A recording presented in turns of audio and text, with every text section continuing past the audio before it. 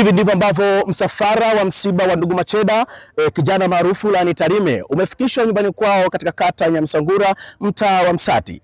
Macheda ambaye anatajwa kufariki dunia kwa kujiondoa yeye mwenye uhai kutumia kitanzi, kwa maana kujinyonga, na kuacha barua yenye ujumbe mzito unaohusisha mapenzi kuwa chanzo cha kifo chake, huku kwenye barua hiyo akimtaja mdada Eva kama sehemu ya maumivu makubwa yaliyopelekea yeye kuchukua uamuzi huo wa kujinyonga. Tumezungumza na baadhi ya watu ambao wamefika katika msiba huu, ndugu, jamaa na marafiki wameeleza hisia zao mbalimbali. Hii ni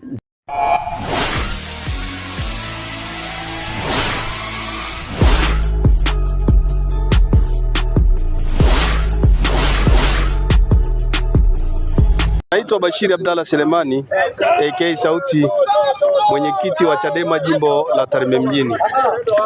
Kwa siku ya leo kwa kweli tuna masikitiko kwenye mji wetu huu wa Tarime, kwa sababu tumeondokewa kijana ambaye alikuwa bado watu wanamtegemea, anaitwa Macheda.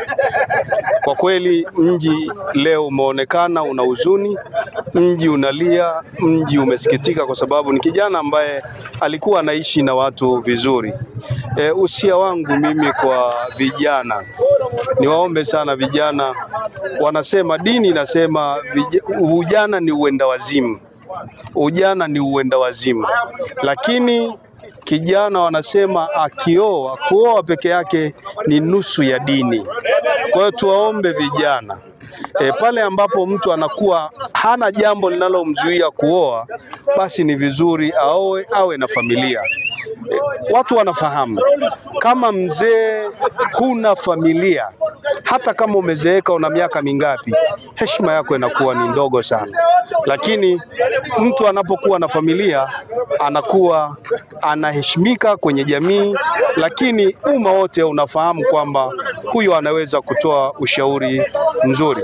Lakini jambo nyingine ni kwamba hawa wamama ni vizuri na wenyewe wajitazame ili watunze hadhi zao.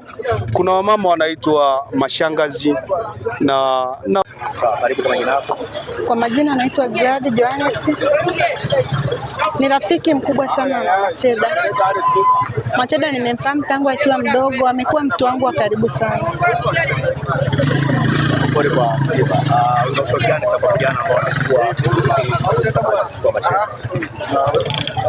Kwa kweli vijana kama vijana, hichi alichokifanya Macheda ni jambo baya sana.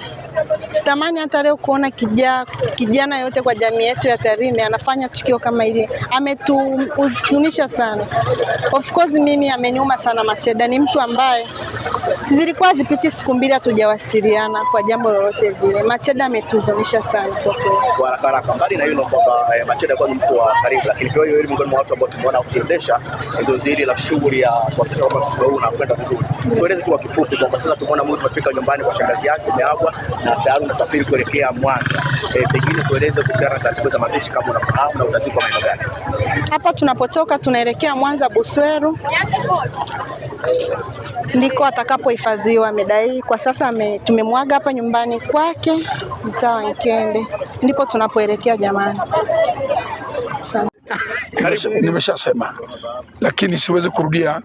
Niseme tu kama Sauti alivyoongea, na mimi niseme tu vijana tunawashauri, hata vijana walio hapa ambao hawajaoa, ambao mjaoa, tafuteni wachumba muoe. Ukiingia kwa hawa wa mama mashangazi yao na masingo mother, utapoteza maisha yako bure, kwa sababu masingo mother au mashangazi yeye anataka sikuachie, na saa zingine hataki hata umpate mtoto kutokana na yeye.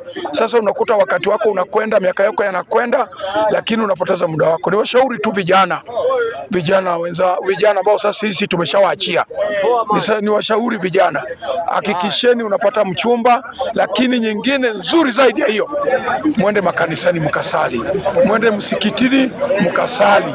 Mungu ni wa kwanza, na pili tupunguze hii kitu ambayo inasemwa kilevi. kwa sababu mtu akishapiga kilevi hawezi kujua nako kwenda. Ukipiga hata unaweza kujinyonga, ukishapiga hiyo pombe zako unaweza kufanya lolote. Naomba tu muende kanisani, muende msikitini mkasali. Mungu yupo, kwa sababu Mungu ndiye anajua wote tulio hapa, na sisi tukimshika Mungu vizuri.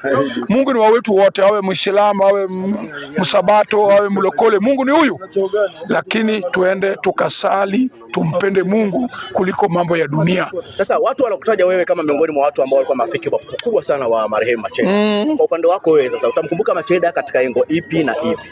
Zaidi nitamkumbuka tu kwamba alikuwa fundi umeme, lakini niseme tu na hii alichojifanya sio nzuri. Mimi nimewashauri sana na huyu mwanamke.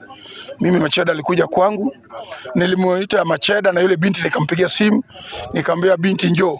Nikamwambia Macheda umemfanyia nini mpaka anaongea maneno ya ovyo ovyo? Yule binti akaniambia tu huyo sijui hata mimi kwa nini nasema hivyo. Mimi nimewashauri sana. Na nikamwambia Macheda achana na huyu mwanamke au binti unayelingana naye. Lakini sasa mashangazi wakishakushika kuacha ni kazi ngumu. Naona ilimfanya Macheda hata kutoka huko. Kwa kweli mimi nimeshauri sana. Lakini Macheda alikuwa fundi umeme mzuri. Lakini ndio hivyo amejinyonga sasa.